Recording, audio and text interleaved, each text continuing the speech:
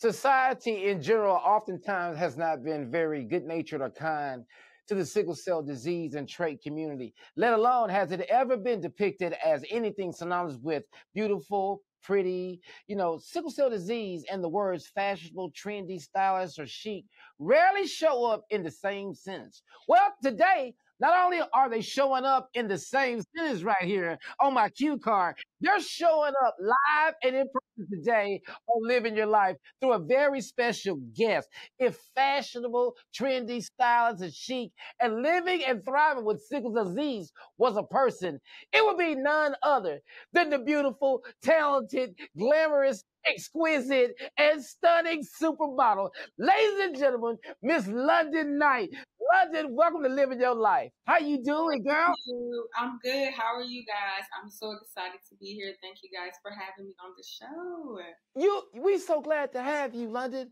I mean, this is such a pleasure for me because people with sickle cell disease do a lot of different things. I didn't know we were supermodels too. Of course. What, Kier? But Kier, I thought Kier was a supermodel. Kier, you're not a supermodel? No. Ain't nobody ever looked at me and said, that's a model. Never. Yeah. She's a lot better looking than you, Kier. And that's true. Because talk to us, London, about your journey with sickle cell disease, even in your industry. How has that been going for you? How does that work for you? Starting off my journey with sickle cell and coming into modeling, it was very difficult because as a person with sickle cell, you kind of don't want everybody to know. You're not ashamed, but you don't want people to have pity for you or feel bad for you because you can do the same exact things that everybody else can do. You can put your mind to whatever you want. So coming into things, I kind of, didn't tell anybody. My agencies really didn't know. But then it kind of started to creep up and I couldn't hide it any longer.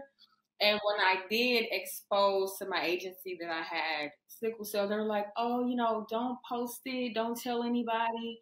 Don't make it a public thing because then everybody is going to think that you're sick, that you're not capable, you're not reliable. And so I was kind of, upset because I'm like, I'm telling you guys, this is something going on in my life. This is something that's very important that could affect my work. And they didn't want anybody to know. So for me, I thought it was very special to expose myself to the world and coming out and saying, I do have sickle cell. This is something that I'm proud of. I'm happy to have it. It makes me a stronger person. So from there, I felt like before, everything was going okay in my career. But once I found you have to have your own special thing in modeling. You have to have a special something. You go to all these castings, you go to all these, jobs, auditions, and it's like, what's special about you? What is that special thing about you? Yes, everybody here is gorgeous, beautiful, but what else? What's, deep down inside? And so once I started talking about my journey with sickle cell, having sickle cell, I started booking way more jobs and doing way more things. So I think that was God telling me, this is what you're supposed to be doing. Well, Ms. Knight, let me ask you a question. So the thing that, obviously we're both overwhelmed by your beauty and so are all the viewers, but a tear almost came to my eye when you were telling that story because I'm looking through the lens of Kier right now because he's an entertainer as well, right? I'm a physician.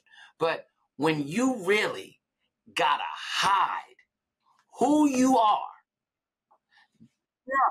that should not be. That just should not be. And the fact that you have overcome that, it's giving a lot of people out there right now that are watching this, it's giving people that drive to say, I can do this too. Now, let me ask you one quick question. How tall are you? I'm 5'11" and a half. I can sit my short behind down. Now, there's a reason why I asked that. Because, see, all the little girls out there, all the little fellas out there that have sickle cell that think there's no way for me to be tall.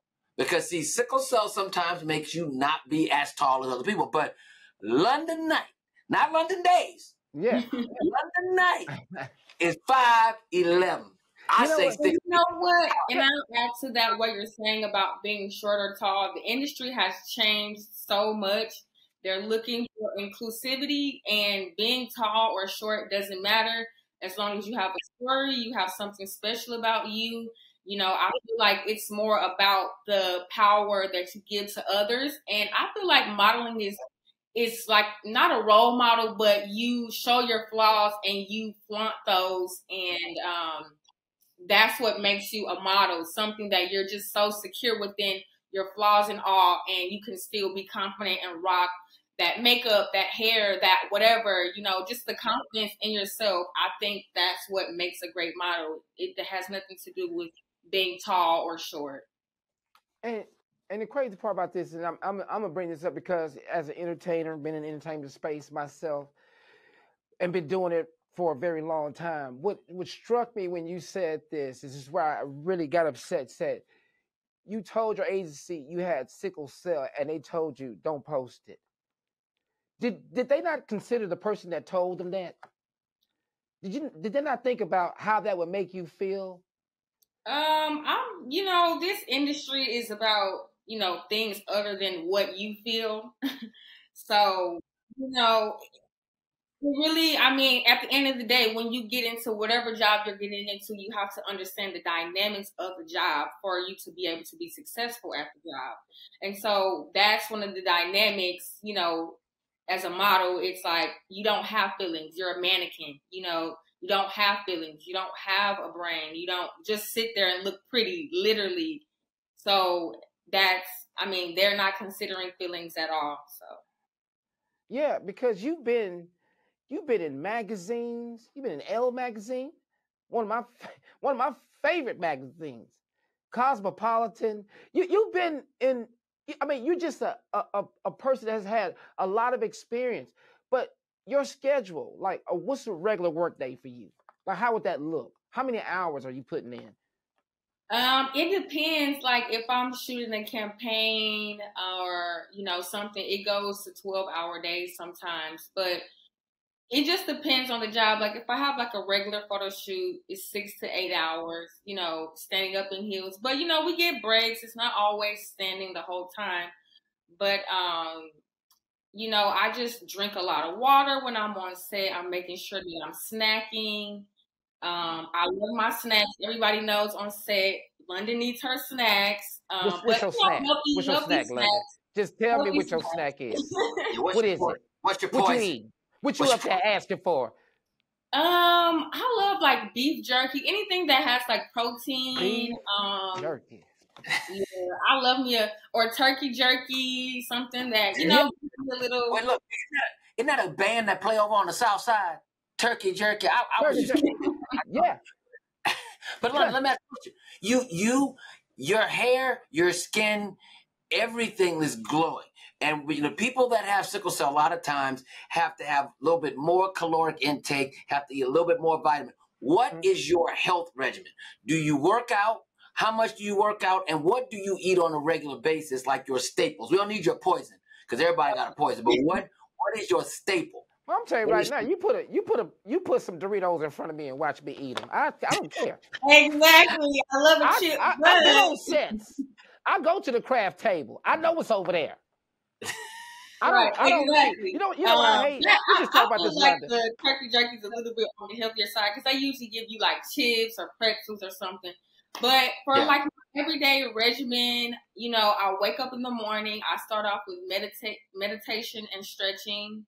I pray and thank God for, you know, my healthy body for today. Speaking that over your body before you start your day and, you know, saying that every morning. I do my affirmations. I have a whole healthy body, stretching, you know, I take my vitamins. I take a lot of vitamins. Like I take a lot of vitamins. When my friends come over and see me like with like 20 vitamins, they're like, "Oh my God, you took all those vitamins." I'm like, "Yes, I have to." But also, like, I don't drink soda. I don't drink juice. I only drink water. So that for me, and I don't drink purified water. I drink like the 9.5 pH balanced water. And I know everybody can't afford to, you know, have that type of water every day, but just incorporating those types of things, vitamins, and drinking high pH level waters has done wonders for me. I think also that's why I have a glow. Like, you know, I don't drink, like I said, I don't drink any sodas, any juice, or anything like that. You ain't never had a Coke. You ain't never had a Coke. I got a question. Isn't Crown Royal like 99% water? What's you the Crown doctor? Royal? You tell us. You the doctor. How do we know? Look, I just said that, and she's so young. She was like, "Excuse me, sir. Oh man, what is Crown Royal?" it's liquor. It's a liquor. No, liquor is a no. You don't drink. I mean, that can send you into a crisis if you over. Exactly. Don't get me wrong, enjoy yourself, but you know. That's why I said it. That's why I said it, because people that have sickle cell, just like everybody else, want to drink a lot of alcohol, and they'll tell me this. Is what they say: ain't beer? Beer is hydration. Crown Royal is hydration. Hennessy is hydration. I'm like, no, it's not, man. No, it is not. Because you know what? I don't know. He did that. I mean, I never thought that. Because I never thought that. Yeah, we the ones with the sickle cell. We ain't never thought that. I'm in New Orleans, so you know how they do down here. So okay. They do it different. Okay, got it. Yeah. We'll give them a pass. Yeah. Let me ask you this, Miss London. You talk to me about your sickle cell journey. When were you diagnosed, and how long did they tell you had to live? So when I first heard, my mom originally found out I had sickle cell when I was 3 months old. The story is crazy because my mom actually, my family had sickle cell. Like my grandmother had sickle cell, my cousin has sickle cell. So it's in our family on both sides. So that's, of course, that's how you get sickle cell, because both sides has the trait. So my mom really didn't know my grandmother on my dad's side that well. She knew she had sickle cell, but she didn't know what sickle cell was or anything like that. So when the nurse actually came to our home to tell my mom, like, this is a serious thing, your daughter has sickle cell at 3 months. And my mom was always wondering why I would always cry all the time. She thought that, like, maybe I had an upset stomach or something. And she never knew what was really going on until the nurse came to our house to tell her, like, your daughter has sickle cell. And my mom, she was hysterical, didn't know what to do, didn't know where to go. And the lady basically told my mom, like, she's not going to live that long. So just, have precious times with her, And from that day, my mom would, like, always take pictures of me. And because she thought that, I wouldn't live long. So since I was 3 months, I have, like, super crazy photo shoots. And it's almost funny to me because I almost like born to be a model. So, like, my mom would always have photo shoots of me and, like, send everybody the photos of me and then, like, send them to, like, Babies R Us or, like, Toys R Us. They used to have, like, these competitions and stuff like that. And I would always win. And she would get, like, free diapers and free clothes and free things like that. So I've been actually modeling since I was 3 months old because my mom that she didn't have much time with me. That's a great story. That is a great story. Wow. And you look at you today, London. Like, look at what you're representing for people that have this issue that we have called sickle cell. It's like to see what you're doing and the bravery that you had to say, hey, I'm not going to hide this no more. I'm beautiful. I'm everything I want to be. And yes, I have sickle cell disease. Do you understand the message that you're sending out there? I do. I pray every day that God continues to shine light on sickle cell and our community, other people with other diseases thinking, this is it for me. This is going to be my entire life. Yes, I have this illness and it's going to stay with me my entire life, but that doesn't mean you can't, live your dreams or do things that you want to do. I never let the doctors tell me, "Oh, you can't do this, you can't do." I love to swim. I'm like a mermaid. So another thing. Again. You done step up here. You done Kier about to get up. Nope. Kier about to get up right now. Nope. I love to swim, and I go to swim, but I make sure that I take all the steps to do swimming, because you know swimming is a no-no for no. Yeah, but I'm a mermaid. I'm a mermaid, so you know I just do what I love to do. I do what I love to do, and I don't let anything stop me. And then when I do have those hurdles and things, I try to get myself back on track, you know, right away, instead of letting it linger. Or, you know, when I catch a crisis coming, I try to catch it right before it gets too bad, instead of letting it consume me. And that's important, to understand your body and listen to your body, to know, like, okay, I feel something. That means I need to start doing some extra things. I need to take a bath. I need to get a heating pad. I need to take my meds from the jump, not waiting until, you know, you're in dire pain and now you need to go to the emergency room. Yep. And how has that been for you, London? You know, I have so many horror stories dealing with the healthcare system. Has that been your experience, or what has your experience been like? I've had some horrible experiences, but you know, the person that I've become, I've learned you have to advocate for yourself. You have to open your mouth.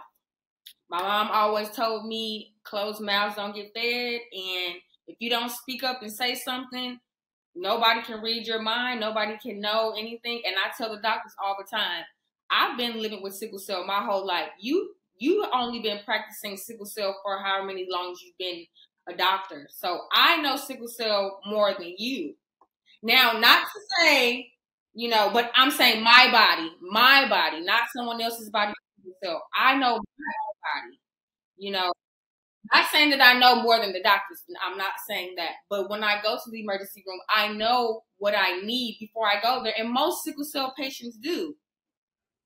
Because this is our life. We do this all the time. You get a doctor. See, the problem is, you get a doctor, you know probably a lot more than all doctors with sickle, unless they're a sickle cell specialist, which in the ER they don't have none. When you go to the ER, you are going to be taking care of by a person that takes care of sickle cell. The smallest amount of time that has ever been documented in the world. They don't learn about it a lot. They don't take care of patients. So you really got to advocate for yourself, because if not, you go down a rabbit hole and you won't get anything that you need. That's for real. They will give you the bare minimum, and that sometimes I remember one of my friend, also, he's a comedian, very famous as well. He has sickle cell, and he went to the ER and they wouldn't even give him fluids. And I was like, friends or something? Who? His name is Jay Snow. He is Jay Snow. Yes, Jay Snow is a very good friend of mine. I met him in LA. And he also has sickle cell. Shout out to him. He's doing amazing things right now. He's actually on Wildin' Out. I know exactly what it is. I didn't know he had sickle cell. I didn't know he had. That's what's shocking me. I didn't know he had sickle cell. He talks about it. That's his skit. His skit is talking about being in the emergency room and doctors, and you know. So I didn't even know that. See, go check him out. Man, Jay, you need to come on the show. You coming here? Yeah, you coming here. Man, tell him to come on the show, because this is what's inspiring. Yeah. I'm finding out that there are other people out here in my field that I didn't know had sickle cell. Yeah. And this is the whole thing. This is why you're here, because London, it's not just about being a fashion model. Mm-hmm. You are actually a human being with sickle cell disease, and that's who you are claiming as a person. If there's anything you want to say before we get out of here to the rest of the world, please just go ahead and tell them no. Let people know with sickle cell disease exactly how they should approach their life. I advise anybody with sickle cell to just live your life in the fullness. You know, when you're feeling good, do whatever you feel. When you're feeling bad, still do the things that you love to do, because this disease can consume you. And I'll say this, I say it all the time. it's a mental thing as well. Don't get me wrong, it is a physical disease, but you have to always be in a positive mindset when you are waking up in the morning, when you're going to bed at night. That positive thinking, your mind is so powerful that it affects your body. So when you're in a negative space or dealing with negative people in your life, remove those things. Remove negative people, negative environments. Like, that is so important to have good, positive energy around you, because that is the way that you're going to succeed with sickle cell, having and doing positive things that you love to do and having loving people around you. And I know it could be difficult to say, stress also too is another thing. Try not to stress so much. I say this all the time. I'm like the Miss Delusional. When things are going bad, I always see the good and I just keep it moving. It's so important for your mental health when you have sickle cell to be positive, because your brain is listening, your body is listening to your brain and your mind. Yep. Man, let me tell you something. I'm proud of you, London. Thank you. I really am. I am glad to know you, because you are representing our culture so well. Come on, girl. I'm talking about, come on, London. Fashion Week in New York. London, when you see us in the streets, don't act like you don't know us either. Whatever. We family now. I can't ignore my family. Yeah, I'm telling you. I bet not. I wish I would. Look, I know London didn't walk her behind right by me and didn't say, I know that. Yeah. No, you make us so proud. Thank you for even coming on living your life. And that's what I'm here to do. I'm here to inspire. And you do. And you do it so well. Absolutely. They look like a young Grace Jones. Look at her. I swear to God. I know it. Ladies and gentlemen, give a round of applause for Miss London Knight. Yes. London Knight, ladies and gentlemen. Sickle Cell Warrior out here flexing on them. Vote. Vote. Pose. Snap it on them. Keep doing your thing, girl. We so proud of you. Thank you so much, London.